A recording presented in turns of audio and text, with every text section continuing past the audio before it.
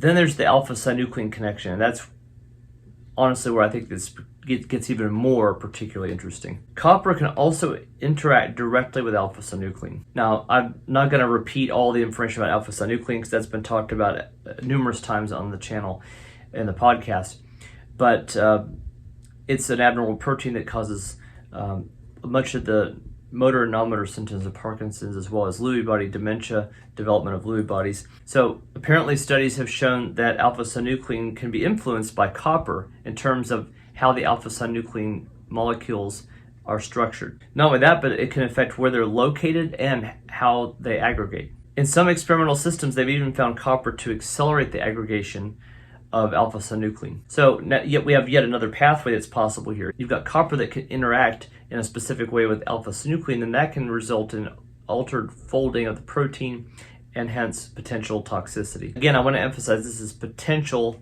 information or potential connections.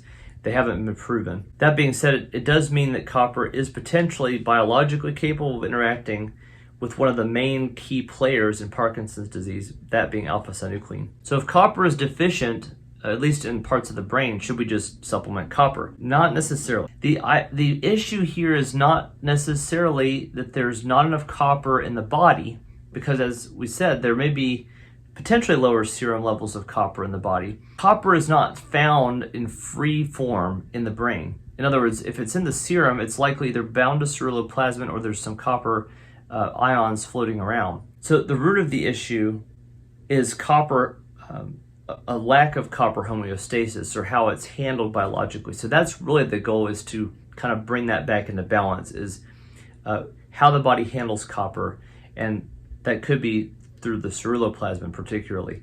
Now, that's not to say an overall copper deficiency throughout the body couldn't cause neurological issues. In fact, there's a condition called myeloneuropathy, which is where prolonged or severe copper deficiency can actually cause issues such as ataxia, gait problems, weakness, or other neurological abnormalities, which could mimic a form of Parkinsonism. Now, and copper deficiency is a potentially treatable condition, but again, it doesn't mean it's linked with PD directly. Now, copper deficiency is also connected with Wilson's disease, which can also mimic some Parkinsonian-like symptoms.